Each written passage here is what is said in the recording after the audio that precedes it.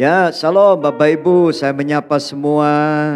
Tuhan berkati dari Papua, Kalimantan, dari Bangka Belitung, dari Madiun, Jogja, dari Bogor, Sukabumi, Cianjur, dan sekitarnya, dari Jakarta. Semuanya diberkati Tuhan, amin. Saudara, saya percaya malam ini Tuhan rindu untuk bersekutu dengan kita. Surga rindu mendengar pujian penyembahan. Hari-hari ini banyak keluh kesah, banyak keputusasaan dari dunia ini. Tetapi biarlah Tuhan mencium bau harum pujian dan penyembahan. Seperti ketika Nuh keluar dari bahtera. Lalu Nuh membangun mezbah. Dan waktu mezbah dibangun, Nuh memanggil nama Tuhan. Dan ketika Tuhan mencium bau harum korban persembahan itu, maka Tuhan dalam hatinya berkata, sejak hari ini aku tidak akan mengutuk bumi lagi. Aku akan memberkati walaupun pada dasarnya sejak lahir manusia itu jahat. Biarlah di tengah kondisi sekarang yang kurang menyenangkan ini, bukan keluh kesah yang didengar Tuhan, bukan keputusasaan yang didengar oleh Tuhan, tetapi justru pujian penyembahan yang menyenangkan hati Tuhan. Berikan tepuk tangan buat Tuhan Yesus. Haleluya, haleluya. Saya percaya itulah yang dirindukan oleh Tuhan. Saudara-saudara, kita seringkali berpikir bahwa kita menanti-nantikan Tuhan dalam hidup kita. Dalam ibadah kita rindu menunggu Tuhan turun.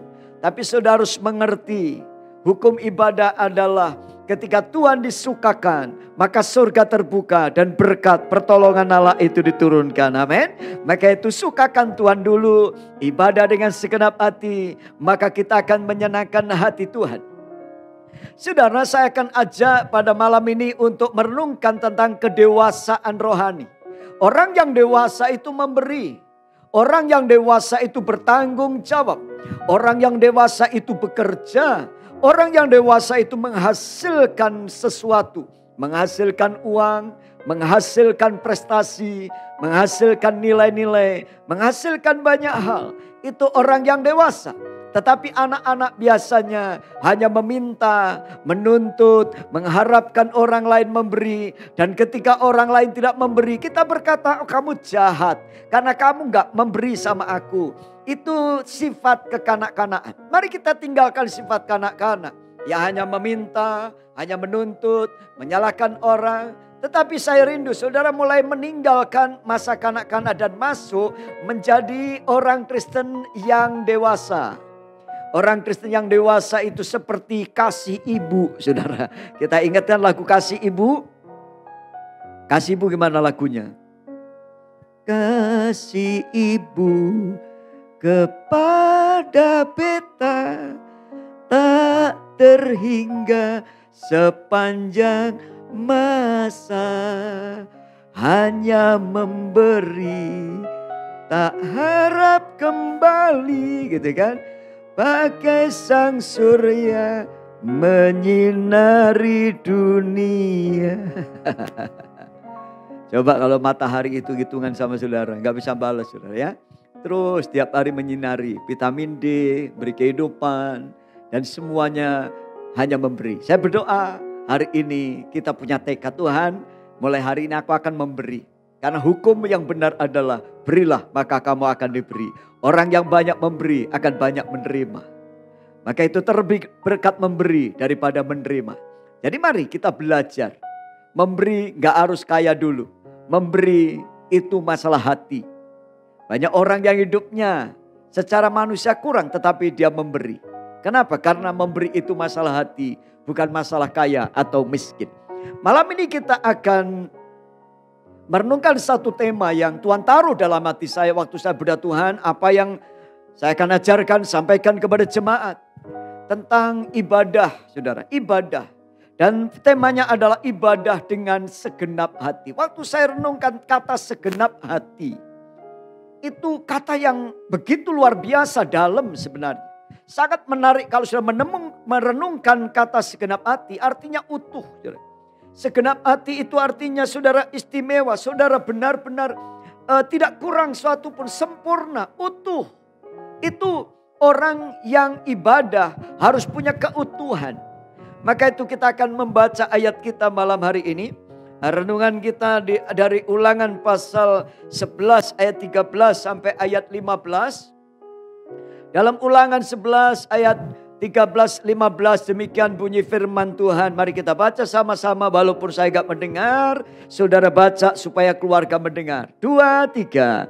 Jika kamu dengan sungguh-sungguh mendengar perintah yang kusampaikan kepadamu kapan? Pada hari ini. Sehingga kamu mengasihi Tuhan Allahmu dan beribadah kepadanya dengan segenap hatimu dan dengan segenap jiwamu, maka ia akan memberikan hujan untuk tanahmu pada masanya, hujan awal dan hujan akhir, sehingga engkau dapat mengumpulkan gandummu, anggurmu, minyakmu, dan dia akan memberi rumput di padangmu untuk hewanmu, sehingga engkau dapat makan dan menjadi kenyang. Ya, kalau kenyang itu enak, saudara.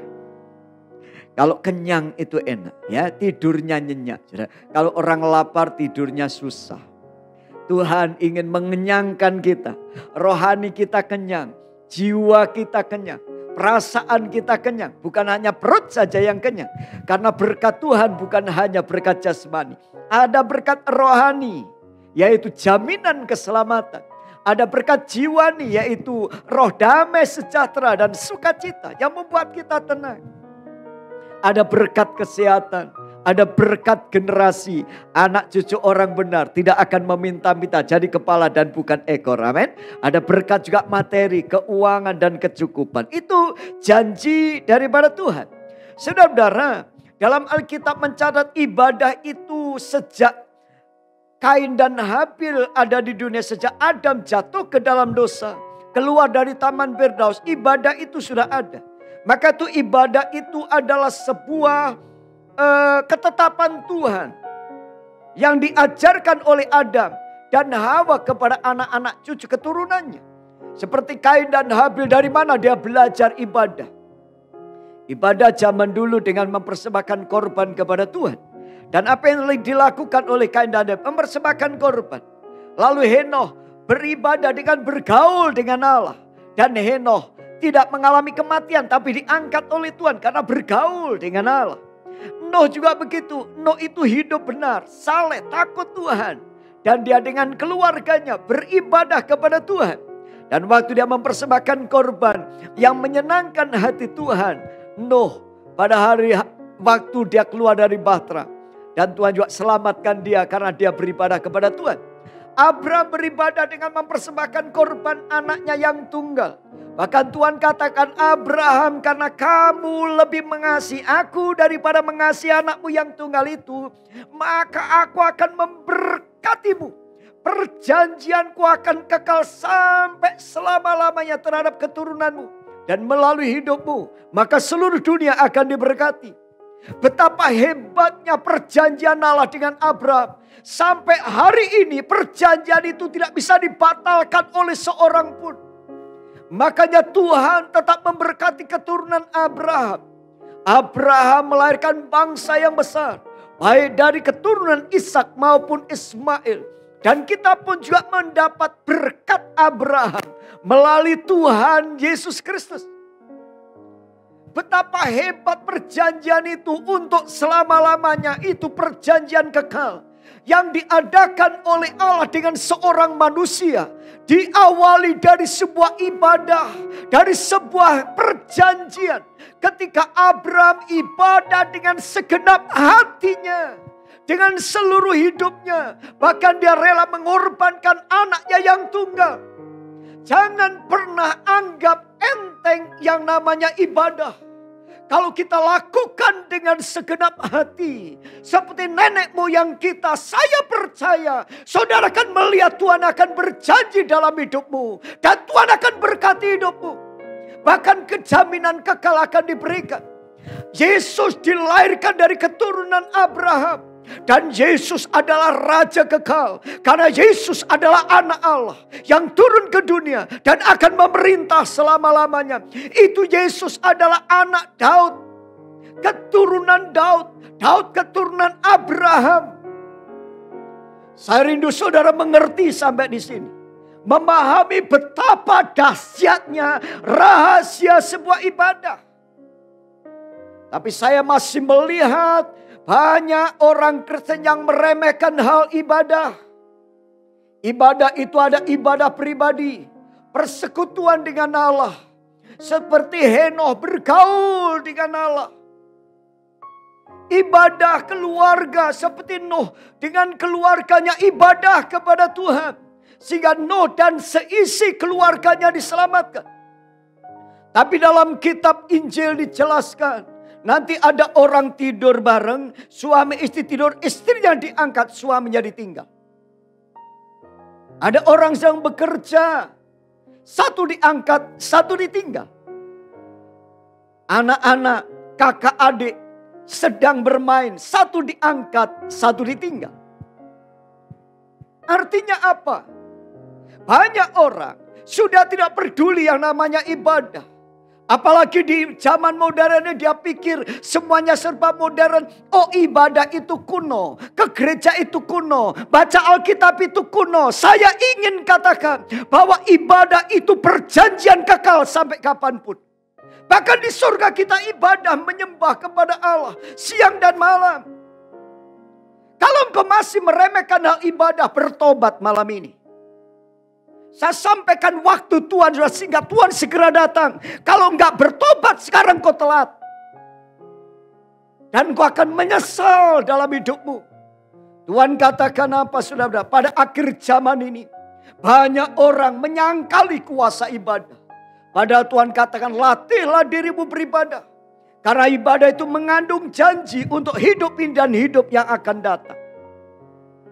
Ibadah menjanjikan kita berkat pertolongan sehari-hari. Ibadah menjanjikan kehidupan anak cucu kita diberkati. Ibadah menjanjikan kehidupan kekal. Dengan ibadah kita akan menyiapkan generasi. Menyiapkan anak cucu. Tabungan terbesar bukan di bank. Uang di bankmu bisa habis.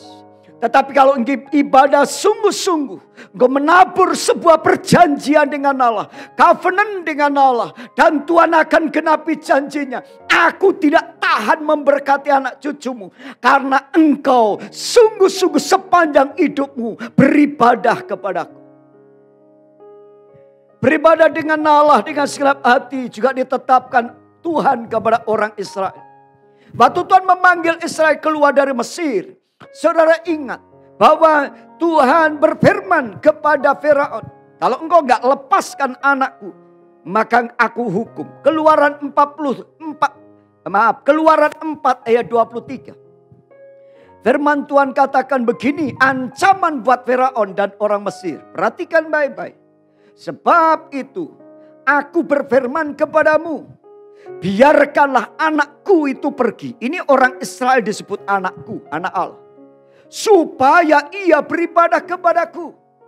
Tetapi jika engkau menolak membiarkannya pergi, maka aku akan membunuh anak-anakmu yang sulung.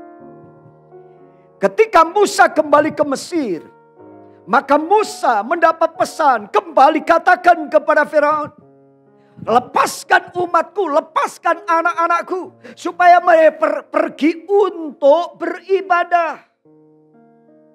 Jadi mereka itu disuruh pergi keluar dari Mesir untuk ibadah. Saudara keluar dari Mesir, dari hidup yang lama, dari dosa, itu untuk ibadah.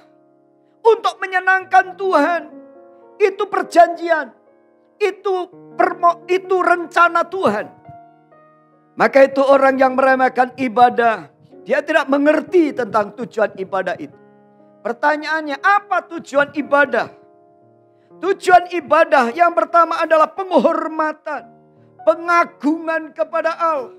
Dalam kitab Wahyu, ketika para malaikat dan setiap suku kaum bangsa memuji menyembah Tuhan, para tua-tua tersungkur melemparkan mahkota. Di surga terjadi pujian penyembahan yang dahsyat luar biasa. Penghormatan.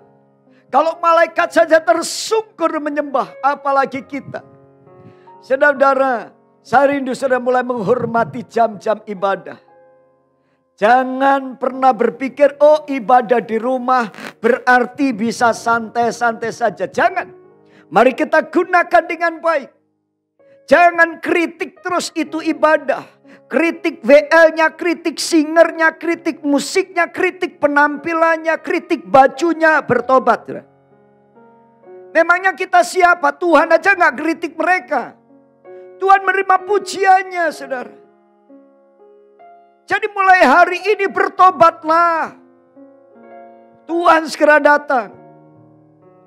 Tuhan gak peduli orang itu jelek atau baik atau bagus, tapi hati mereka menyembah. Ketika di altar, saudara, Tuhan menguduskan para pelayan. Ketika di mimbar kita dikuduskan, orang itu mungkin tidak sempurna. Tapi ketika melayani, mereka sedang membawa korban persembahan. Dan mereka sedang masuk dalam hadirat Tuhan. Maka itu siapapun yang khotbah, siapapun yang memainkan musik, siapapun yang WL singer, biarlah kita menghormati. Makanya saya pesankan melalui mimbar di tempat ini. Kalau ibadah online, merem aja saudara. Merem saudara ya. Pokoknya merem, menyembah Tuhan. Dan waktu saya sampaikan itu ada satu pengerja bilang, benar Pak. Waktu saya ibadah online, saya merem HP, saya pangku. Saya cuma dengar menikmati. Saya mulai membayangkan di gedung gereja yang besar. Saya melihat di kanan kiri saya begitu banyak orang. WL singernya, wow, saya mulai membayangkan itu. Itu iman namanya saudara. Iman itu kan bukti dari sesuatu yang gak kelihatan. Jadi sekarang ini iman kita dilatih. Melihat hanya TV, melihat hanya kamera, atau melihat jutaan orang. Saya melihat jutaan orang menyembah. Saya melihat banyak orang menyembah bersama saya. Walaupun tempatnya tidak di satu ruangan. Jadi ini mulai diubah. Ibadah kita harus kita benahi. Biar ibadah itu menyenangkan hati Tuhan. Dan saudara menikmati yang namanya berkat dari ibadah itu. Amin saudara. Ayolah kita mulai sadar, kita dewasa, jangan jadi kanak-kanak terus. Pengerja sifatnya masih kanak-kanak. Pelayan Tuhan sifatnya masih kanak-kanak. Dan kanak-kanak itu gak akan diangkat saudara. Karena yang diangkat itu mempelai. Nanti kalau anak-anak diangkat ke surga, malaikat sibuk saudara. Gantiin popok terus saudara. Malaikat kecil nggak ada saudara. Malaikat kecil itu hanya seni saudara. Kan kalau saudara lihat ada di patung Yunani gitu kan. Dewa Yunani ada malaikat kecil gitu saudara. Nanti nggak ada anak kecil di saudara, nggak ada. Ya, semuanya dewasa. Semuanya mempelainya Tuhan. Amin saudara. Dan yang kedua tujuan ibadah adalah mengasihi Allah. Mengasihi Allah. Mengasihi Allah dengan persembahan yang terbaik. Persembahkanlah tubuhmu sebagai persembahan yang hidup, yang kudus dan yang berkenan kepada Allah. Itu adalah ibadahmu yang sejati. Ibadah yang sejati adalah persembahan.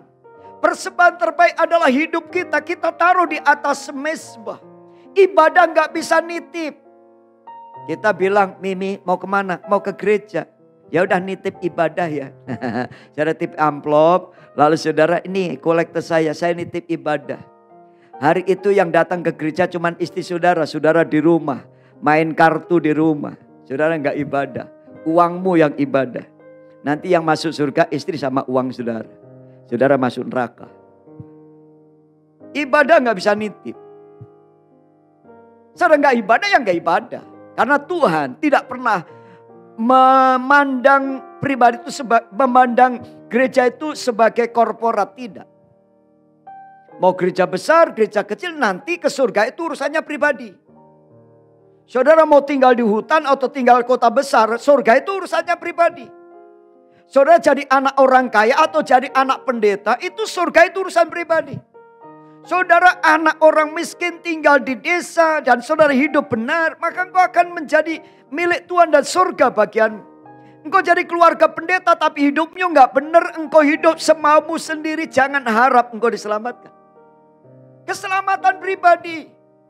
Yang khotbah ini juga saya harus bertanggung jawab atas keselamatan saya pribadi. Anak saudara yang sudah kasih makan tiap hari itu pun juga akan pribadi. Anakmu sekarang di mana? Suamimu di mana? Kau mungkin ibadah sendiri hari ini. Dan kau berpikir Tuhan selamatkan suamiku, selamatkan anakku. Tapi kalau mereka enggak ibadah, mereka jangan bertanggung jawab atas keselamatannya sendiri. Sekarang ayo kita dewasa. Ajak anak-anak dewasa. Nak, mama gak bisa selamatin kamu ya. Saya ingatkan, di luar Yesus tidak ada jalan keselamatan. Kalau kamu gak ke gereja, kamu jangan harap bisa masuk surga.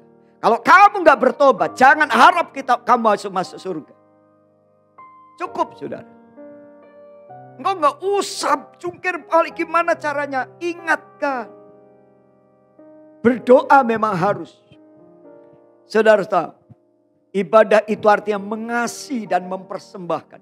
Dan persembahan yang terbaik bukan uang, tapi pribadimu yang kau taruh di atas mezbah. Artinya kalau mezbahnya di Cisarua, di B4, di Badak 4, di Hotel Royal Safari. Saudara datang ke Hotel Royal Safari, ikut ibadah. Itu tempatnya, itu mezbahnya. Sekarang mezbahnya di rumah, di depan televisi, di depan laptop. Itu mezbahnya. Saudara duduk dan berkata, Tuhan, aku mau ibadah hari ini. Mempersembahkan pujian syukur. Saudara menyembah Tuhan, itu mezbah. Engkau taruh hidupmu di situ. Dan setelah itu engkau keluar dari tempat itu, engkau hidup kudus. Praktekkan firman Tuhan. Sekarang banyak orang suka dengar khotbah. Bahkan dengar khotbah hebat, mereka diskusi tentang khotbah-khotbah yang hebat.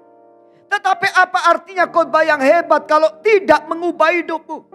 Yang terpenting adalah perubahan hidup kita, bukan khotbah yang terbaik yang kita dengar. Mungkin kau hanya mendengar renungan, kau akan baca Alkitab yang kau lakukan. Karena Tuhan katakan bukan orang yang berseru kepada Tuhan yang selamat, tapi yang melakukan. Apa yang kau lakukan tiap hari? Ngawongin orang. Melihat kejelekan orang. Kecewa, marah. Tuhan tahu saudara. Tuhan tahu hati kita masing-masing. Tuhan tahu. Maka itu saudara hari-hari ini. Korban persembahan adalah hidupmu, waktumu. Engkau duduk diam. Ketika enggak ada orang, engkau duduk sendirian. Nyembah Tuhan. Itu korban persembahan di atas mezbah. Gue baca Alkitab gak ada orang di situ. Saya ingat orang tua saya. Ayah saya ada contoh teladan iman yang luar biasa. Ketika beliau meninggalkan agama yang dulu. Dari kaum kejawen, kebatinan dan kedar. Bertobat saudara. Tiap siang hari saya melihat beliau. Jam-jam 12 pulang dari kerjaan dari sawah. Dia makan siang. Lalu dia membaca Alkitab. Di kursi panjang, kursi rotan waktu itu saya ingat. Kursi rotan, dia tidur. Dan setelah baca Alkitab, dia tidur ngorok di situ saudara. Pantesan saya juga kalau tidur ngorok. Gak tahu bapak saya ngorok juga saudara. Anak saya suka protes, papi kalau tidur ngorok. Sama si Fatsi juga ngorok juga saudara. Anjing kecil saya kalau tidur ngorok juga. Jadi dua-duanya kalau di samping itu ngoroknya saingan. Tapi saya ingin sampaikan bahwa ayah saya suka baca Alkitab. Suka menceritakan sehingga adik-adiknya bertobat. Tadinya hanya sendirian jadi orang Kristen. Tapi di kampung saya banyak orang bertobat. Ada gereja besar yang bisa muat 500 orang. Di daerah kecamatan itu kampung saya adalah kampung yang paling banyak orang Kristen. Kenapa? Karena ada orang, yaitu pertama bapak saya yang bertobat. Yang sungguh-sungguh menghidupi kekristenan. Saudara, saya ingin sampaikan ini waktunya. Buah itu harus nyata.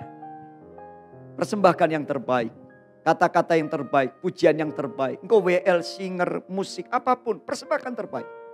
Ya, apapun. Dan yang ketiga, saudara, tujuan ibadah itu mentaati perintah Allah. Tuhan katakan kuduskan hari Sabat. Yesus sekali berkata engkau harus kuduskan hari Sabat. Hari Sabat perhentian itu penting. Kita berhenti dari segala sesuatu. Kita berhenti bukan berarti kita itu kalau hari Minggu itu berarti semua berhenti. Ibadah pun berhenti ya salah. Tujuan pertama hari perhentian adalah hari perenungan. Maka itu di hari Sabat orang Israel tidak boleh bekerja. Tujuannya apa? Supaya punya waktu introspeksi sepanjang minggu apa yang saya lakukan. Sepanjang minggu apa yang saya buat. Sepanjang minggu apa yang telah saya tabur. Apa yang telah saya tuai. Dan hari Minggu adalah hari perenungan. Di hari perenungan itu saudara. Kita harus mengingat apa yang kita lakukan. Mungkin salah. Mungkin benar. Dan apa yang salah kita perbaiki. Yang benar kita terus kita tingkatkan. Kenapa? Karena itu yang Tuhan kehendaki. Jadi waktu hari Minggu, hari Sabat bukan hari untuk kita jalan-jalan. Tetapi justru di situ saudara mencari Tuhan. Saudara ibadah sungguh-sungguh. Saudara menyembah kepada Tuhan. Tapi kebanyakan saudara ibadah asal-asalan. Lalu jalan-jalan, kuliner dan semua engkau lakukan. Rasa-rasa engkau gak pernah takut Tuhan. Rasa-rasanya hidup saudara tergantung kepada saudara. Tidak. Tuhan telah menetapkan ibadah itu sebuah keharusan.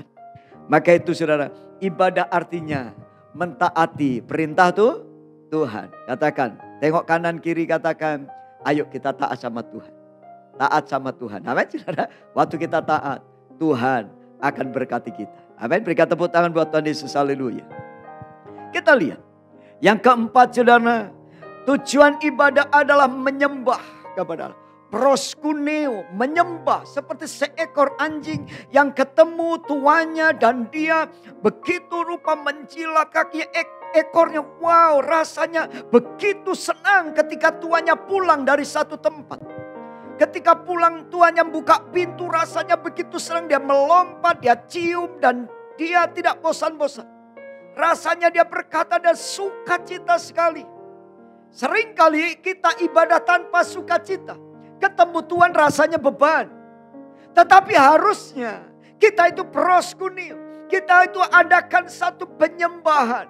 Kita menyembah Tuhan dengan roh dan kebenaran.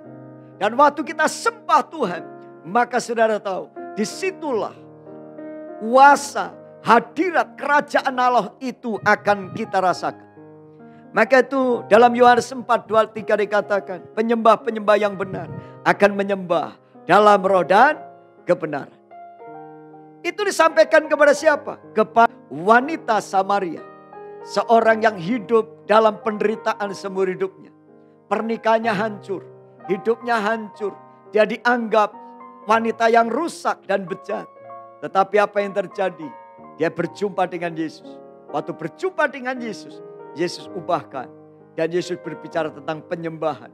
Kalau engkau percaya kepadaku dari hatimu, akan memancar aliran air hidup. Dan saya rindu siapa hidupmu, latar belakangmu, Tuhan gak pedulikan itu. Tapi mulai hari ini, kalau engkau menjadi penyembah yang benar, nyembah dengan segenap hati. Rasanya kalau engkau nyembah, saudara itu, saudara rasakan suasana surga turun, saudara. Air mata mengalir, saudara, saat kadang-kadang saya sendirian menyembah. Atau di mesbah keluarga, atau di ibadah. Saya merasakan hadirat Tuhan. Apalagi di Zoom pun saya bisa merasakan hadirat Tuhan yang begitu kuat. Kenapa? Karena semua itu sumbernya dari hati.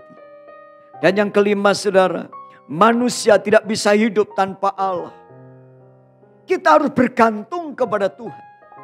Matius 6:33 dikatakan, carilah dahulu kerajaan Allah dengan segala kebenarannya. Maka semua itu akan ditambahkan kepada kita. Harus cari Tuhan. Cari kebenaran, cari pribadi Allah. Paulus berkata, yang ku kehendaki ialah mengenal Dia dalam kuasa kebenaran, kuasa kematiannya dan kebangkitannya. Paulus rindu, yang kurindukan aku ingin seperti Yesus. Yesus hidup, melayani, dia menderita disalib dan Paulus rela demi keselamatan. Dia berkata, hidupku dulu sampah. Tetapi sejak aku berjumpa dengan Yesus, hidupku Kristus, mati adalah keuntungan. Saya rindu saudara punya prinsip seperti Paulus ini. Hidup ini Kristus, mati itu untung. Kenapa mati keuntungan? Orang Kristen yang mati sudah disediakan rumah di surga oleh Tuhan. Dijemput oleh malaikat. Amin saudara. Malaikat menjemput kita. Dan Bapa di surga juga menyiapkan rumah buat kita semua. Maka keuntungan besar bagi orang yang percaya. Maka Tuhan katakan, berbahagialah orang-orang yang mati sejak hari ini. Saudara, sejak karena dia boleh beristirahat dan boleh memperoleh tempat di surga. Maka itu saya rindu. Ibadah adalah suatu hal yang luar biasa Tuhan kehendaki. Maka itu saya rindu saudara pegang baik-baik. Nah, yang bagian terakhir saya sampaikan ini. Apa yang harus kita lakukan? Ibadah harus dengan segenap hati. Apa itu segenap hati? Segenap hati artinya sungguh-sungguh. Ya. Sungguh-sungguh. Di bawahnya. Sungguh-sungguh. Segenap hati. Saudara, di sini katakan bahwa penuh kesadaran. Utuh. Utuh, saudara. Murni, tanpa cacat. Dan melibatkan pikiran, perasaan, emosi, keinginan, dan hasrat yang kuat. Perhatikan. Kalau sudah punya hasrat yang kuat untuk menyenangkan Tuhan. Hasrat untuk ibadah.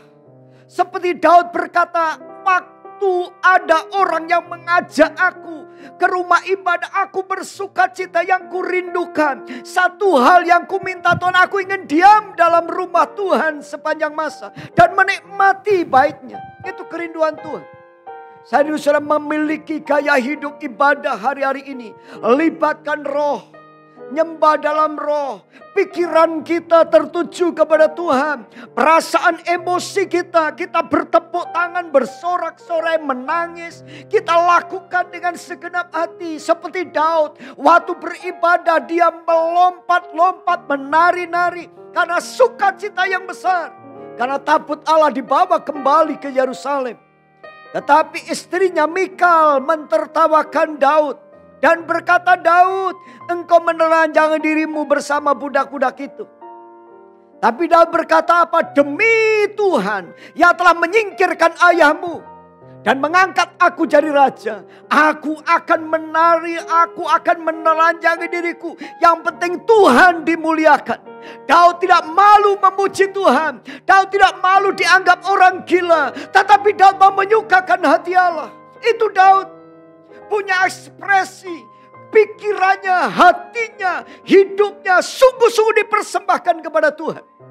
Maka Tuhan berkata, aku telah menemukan Daud bin Isai. Seorang yang berkenan kepada Allah. Karena dia melakukan kehendak Allah pada zamannya. Apa kehendak Allah pada zaman ini? Di zaman modern ini. Apakah kehendakmu atau kehendak Allah yang kau lakukan? Kalau kau lakukan kehendak Allah, maka kau akan memberikan yang terbaik. Engkau akan mempersembahkan yang terbaik. Ibadah yang terbaik. Pelayanan terbaik. Engkau gila-gilaan dengan Tuhan. Anak-anak muda engkau tidak terikat lagi dengan game. Untuk main game bisa 3 jam. Untuk berdoa 5 menit. Engkau sudah ngantuk. Ibadah banyak alasan. 1 jam ibadah engkau tidak peduli. Tapi saya ingin katakan. Game tidak bisa menyelamatkan hidupmu. Kenikmatan dunia tidak bisa menyelamatkan hidupmu. Kalau kau terikat oleh game. Karena hati dan pikiranmu, perasaanmu ada di situ. Nanti waktu Tuhan datang, saudara terikat oleh game itu. Terikat oleh drama Korea, saudara. Kalau doa ngantuk, kalau drama Korea melotot, saudara. Ini waktu di rumahmu. Engkau mencari Tuhan atau justru nonton TV lebih banyak. Sekarang pilihan ada di tangan saudara. Saya ingatkan, godaan dunia begitu luar biasa. Tapi suara Tuhan juga luar biasa. Persiapkan diri dengan baik. Maka itu Tuhan katakan emosi kita, perasaan kita. Dan untuk masuk hadirat Tuhan, kerinduan itu. Kita gila-gilaan dengan Tuhan. Ibadah gak boleh cacat. Maka itu digambarkan ini. Ibadah kita itu digambarkan seperti ibadah orang Israel. Dikatakan Imamat 22:21 ayat yang terakhir kita baca ayat ini.